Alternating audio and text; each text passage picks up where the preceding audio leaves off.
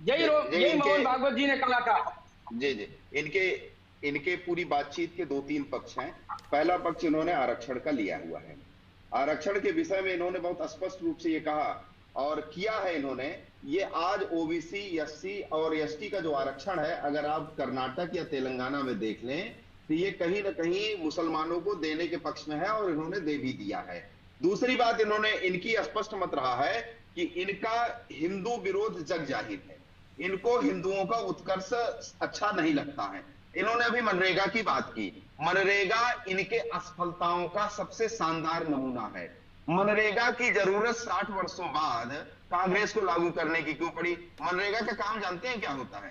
तालाब को खोदना, उसकी मिट्टी निकालना और मिट्टी फिर पाट देना, फिर लेना। यानी लोगों को शिक्षा न देके, उद्योग न लगा करके सिर्फ मजदूरी कराना और मजदूरी लगातार कराते रहना, उससे 1500 रुपए मिल जाना।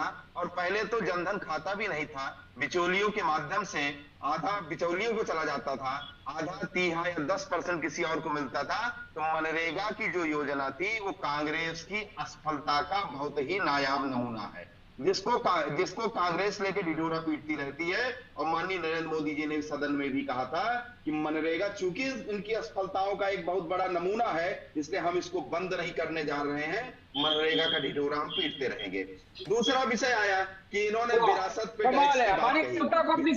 भाई वाचस्पति जी शांत रहिए, अब मुझे सुन लीजिए आप। और विरासत पे टैक्स लगाने की बात आई। सैम पित्रोदा का बयान आप देख लीजिए। इनके मेंटर हैं कांग्रेस के, कांग्रेस की पॉलिसी बनाते हैं। विरासत पे उन्होंने कहा कि ये बात मैंने अमेरिका के संदर्भ में कही। अमेरिका में 100 करोड़ से ऊपर की संपत्ति पे ये लागू होता है। लेकिन जब सैम पित्रोदा कांग्रेस की नीति बना रहे हैं तो कांग्रेस अमेरिका में तो है नहीं, कांग्रेस पार्टी भारतवर्ष में है, भारतवर्ष में वो राजनीति कर रही है।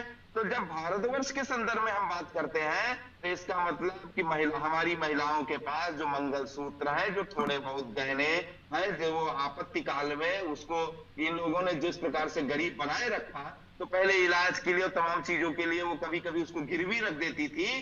तो कांग्रेस उसको भी बेच देना चाहती है और इस देश के आम जनमानस को, तो ये किसने कहा? ओबीसी की जो गरीब तबके, बालकृष्ण जी यही तो सवाल है, ये किसने कहा? आपने, बीजेपी ने कहां पढ़ा ये?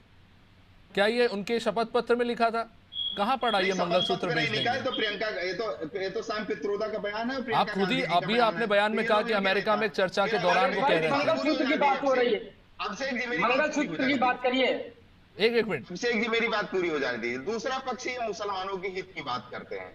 अगर मुसलमानों के हित की बात करते हैं और संविधान से देश चलाने की बात करते हैं तो इनसे ये तय करना पड़ेगा कांग्रेस पार्टी को कि हमारे directive principles of state policy में आर्टिकल 44 कहता है कि common civil code, uniform civil code इस देश में लागू होगा।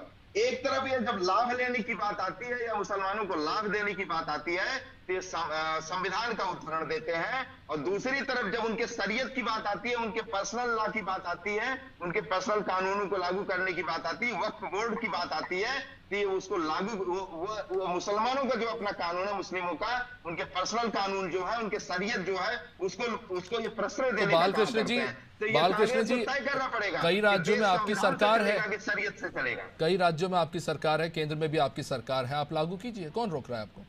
नहीं, अभी हमने उत्तराखंड में लागू किया है, आगे भी हमने कहा है, हमारे गृहमंत्री जी का बयान है कि हम लागू करेंगे सरकार बनने के बाद। हम यूसीसी पे कहां पीछे जा रहे हैं? लेकिन कांग्रेस को अपना स्टैंड स्पष्ट करना पड़ेगा कि क्या वो मुसलमानों की शरीयत के साथ है, मुस्लिम पर्सनल लॉ के साथ है, या वक्फ बोर्ड के साथ है, या भारत के संविधान के साथ है। तो असल विरोधी संविधान की दो पैमाने नहीं चल सकते इस देश में, या तो संविधान चलेगा या तो शरीयत चलेगा। और मोदी जी का कहना है कि ये देश संविधान से चलेगा, शरीयत से नहीं चलेगा। चलिए ठीक है।